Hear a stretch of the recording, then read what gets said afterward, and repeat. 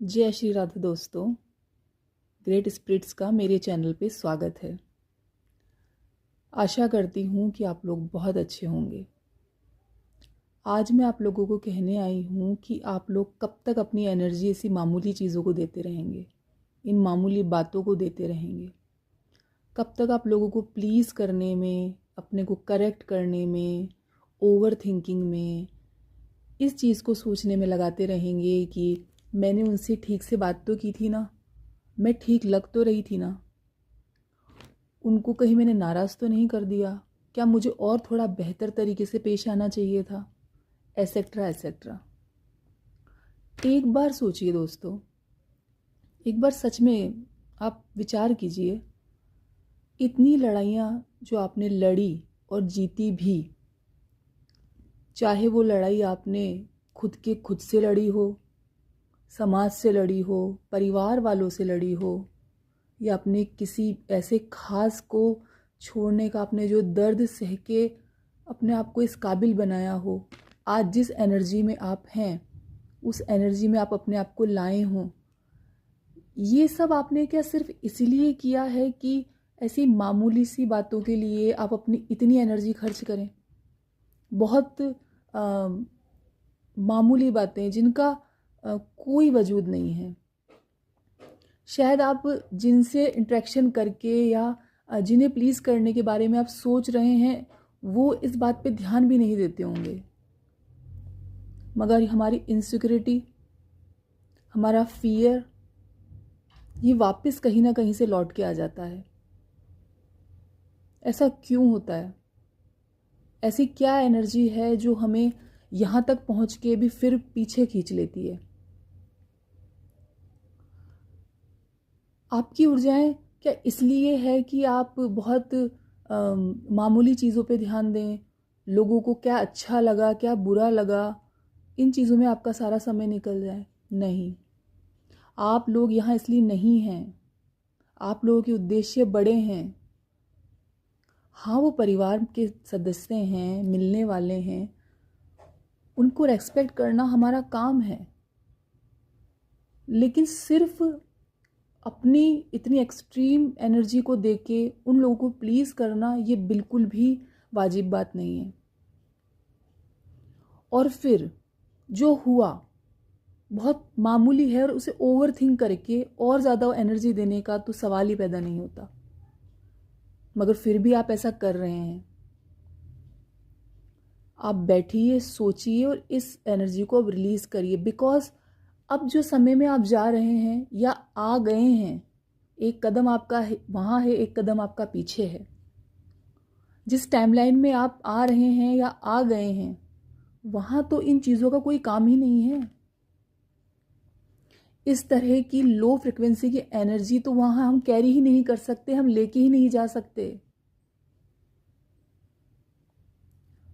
क्योंकि वहाँ हमारा जो उद्देश्य है, वहाँ जो हमारे जीवन जीने का तरीका होना चाहिए, या यूँ कह सकते हैं बिना तरीके का जीवन, गो विद द फ्लो वाला जीवन, धारा के साथ बहने वाला जीवन, इस यूनिवर्स के रिदम के साथ डांस करने वाला जीवन, वहाँ हम ये सब बिल्कुल भी टॉलरेट नहीं कर सकते हैं।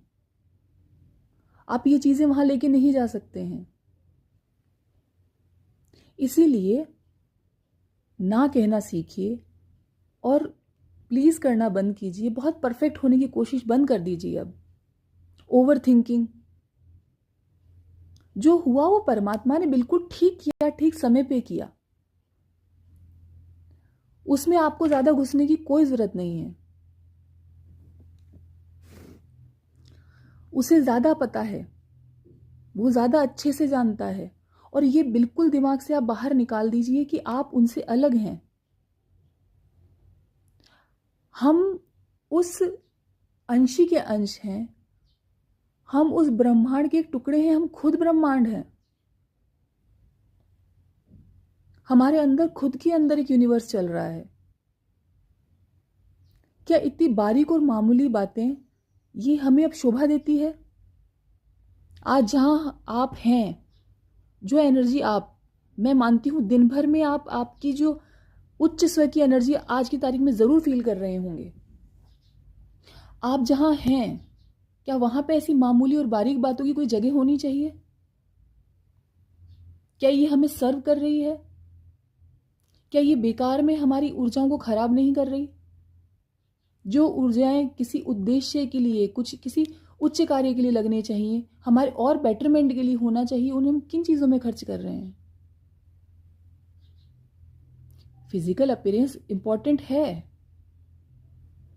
लेकिन उससे ज्यादा जरूरी है हमारा रियल सेल्फ क्या रिफ्लेक्ट कर रहा है।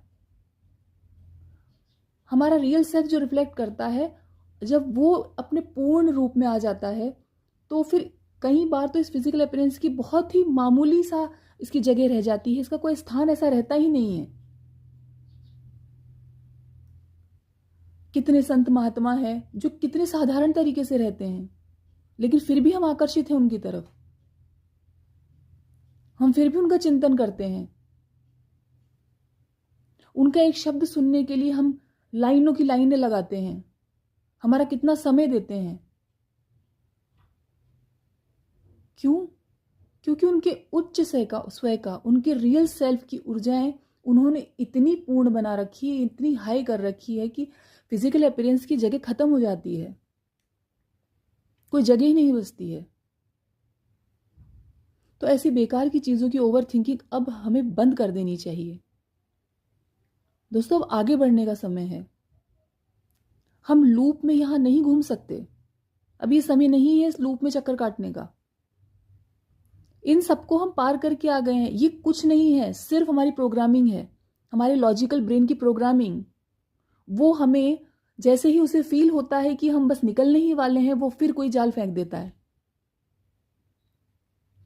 ये सब सिर्फ और सिर्फ एक बार बैठ के जागरूकता से हम देखें, उसी दिन उसी वक्त खत्म हो सकता है, खत्म हो गया है। हम सिर्फ एक इल्यूजन में फंसे हुए हैं।